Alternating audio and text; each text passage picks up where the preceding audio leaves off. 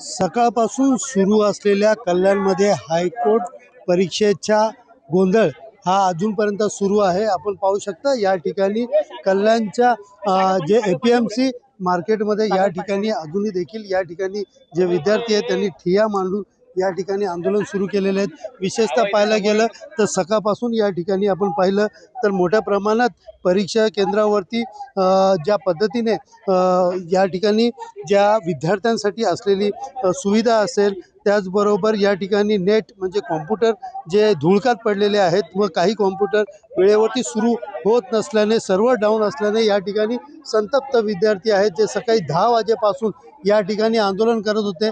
एकंदरीत पाहायला गेलं तर थोड्या वेळापूर्वीच या ठिकाणी कुठलंच उत्तर प्रशासनाकडनं मिळत नसल्याने या ठिकाणी जे आलेले न्यायाधीश होते त्यांच्या गाडी देखील या ठिकाणी थांबवण्यात आलेली। विशेषतः पाहायला गेलं तर आपण आत्ताही पाहू शकतो की या ठिकाणी मोठ्या प्रमाणात विद्यार्थी आहेत जे ठिय्या आंदोलन करतात, ते स्थानिक पोलीस असतील किंवा प्रशासन असेल यांच्याकडनं या विद्यार्थ्यांची समजूत काढण्यात येत आहे। तर दुसरीकडे पाहिलं तर काँग्रेसच्या नगरसेविका देखील या ठिकाणी आलेले पाहायला मिळत आहेत। विशेषतः आपण पाहायला गेलं सकाळपासून हे आंदोलन जे आहे ते सुरू आहेत। आपण पाहू शकता हा रोज जो आहे तो सगळ्यांचा या ठिकाणी दिसून येत आहे। नगरसेवक असतील त्याचबरोबर विद्यार्थी असतील हे या ठिकाणी आलेले पाहायला मिळत आहेत। आपण पाहू शकता या ठिकाणी मोठ्या प्रमाणात उद्धव बाळासाहेब ठाकरे पक्षाचे नगरसेवक देखील या ठिकाणी आलेले आहेत। काँग्रेसचे जे नगरसेविका आहेत गटनेते ते देखील आहेत आणि आपण पाहू शकता या ठिकाणी न्यायाधीशाची जी गाडी आहे ही गाडी देखील या ठिकाणून बाहेर जाऊ देत नाही आहे। त्याच्या समोरच या ठिकाणी जे विद्यार्थी बसलेले पाहायला मिळत आहेत, नगरसेविका या ठिकाणी बसलेले पाहायला मिळत आहेत। आपण त्यांच्याशीच बोलून घ्या। काय सांगाल, या ठिकाणी आज नगरसेवक म्हणून तुम्ही आलेले आहेत आणि सकाळपासून विद्यार्थ्यांचा रोष या ठिकाणी पाहायला मिळतोय। आता सकाळपासून या ज्या एक्झामचा गोंधळ चालू आहे त्याबद्दल कोर्टाने या विद्यार्थ्यांची दखल घेतलेली आहे आणि या ठिकाणी एक नोटीस इश्यू केलेली आहे। पण त्या नोटीसमध्ये असं मेन्शन आहे की जर टेक्निकली इश्यू असेल तर या विद्यार्थ्यांची गैरहजर लावली जाणार।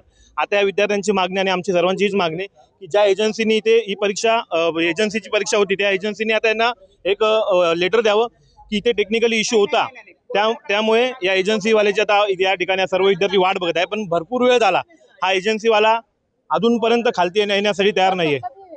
ताई ही गाडी अडवून ठेवलेली आहे, काय नेमकं करायचं? काय इथे सकाळी 9 वाजता विद्यार्थी आलेत परीक्षा देण्यासाठी, पण अजूनपर्यंत त्या मुलांना म्हणजे पूर्णपणे दुर्लक्षित करण्यात आलंय। रात्री 9 वाजता नाही जाते गाडी। 9 वाजता रात्री हायकोर्ट दखल घेतो आणि पत्र देतो जर कुठल्याही टेक्निकल इश्यूमुळे इथे परीक्षा झाली नसेल तर आम्ही नवीन जी काय डेट असेल परीक्षेची ती डिक्लेअर करू।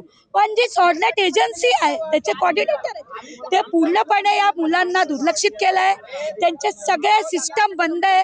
पूर्णपणे सिस्टमचा जो फेलियर आहे तो या 500 मुलांचा म्हणजे भविष्याशी खेळ करणारा सिस्टम आहे। हे त्वरित बंद झालं पाहिजे या लोकांकडनं आणि त्वरित ह्यांना जी दखल पाहिजे, ह्यांना जी माहिती लेखी स्वरूपात या एजन्सीकडनं हवी आहे की त्यांच्या दुर्लक्षितीकरणामुळे ही परीक्षा झाली नाही, ते त्वरित ते पत्र त्यांनी द्यावा, नाही तर इथून ही मुलंही उठणार नाही आणि आम्ही जाणार नाही। गाडी नेमकी कोणाची आहे आणि काय? ही गाडी आपल्या इथल्या जज मॅडम आहेत, सय्यद मॅडम त्यांची आहे आणि या परीक्षेला इन्चार्ज म्हणून याच होत्या। जो इन्चार्ज असतो आमच्याप्रमाणे जबाबदारी पण त्यांनीच घेतली पाहिजे। आपण पाहू शकता या ठिकाणी जी ही गाडी आहे ही गाडी या ठिकाणी थांबवण्यात आली आहे। गाडीमध्ये आपण पाहू शकता ज्या जज आहेत कल्याण न्यायालयाचे जे न्यायाधीश आहेत ते या ठिकाणी बसलेले आहेत। पोलिसांचा मोठा फौजफाटा देखील या ठिकाणी तैनात करण्यात आला आहे। विद्यार्थ्यांची समजूत या ठिकाणी काढण्यात येत आहे। एकंदरीत तरी विद्यार्थ्यांमध्ये संतापाचं वातावरण। दादा काय सांगाल, सकाळपासून विद्यार्थी या ठिकाणी बसलेले आहेत।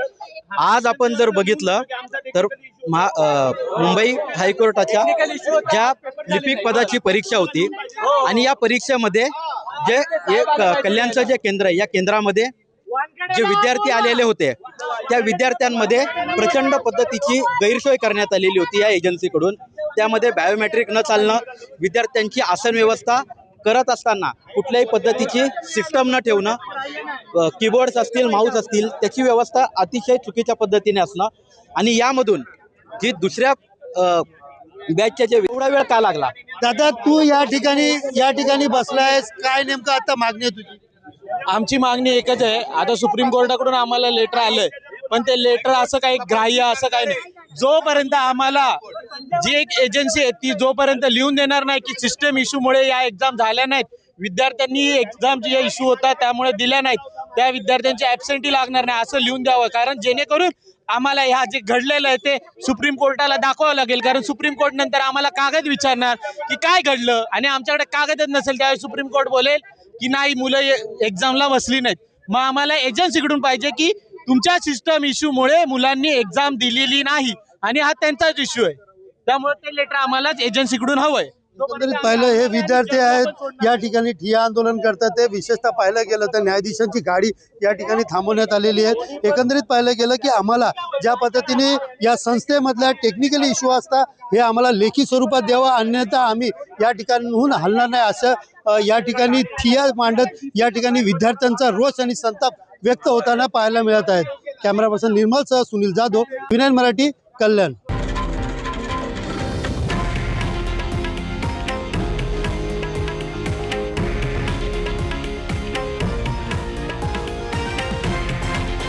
हे आहे देशातील नंबर 1 न्यूज नेटवर्क आणि आपण पाहत आहात TV9 मराठी, एकमेव.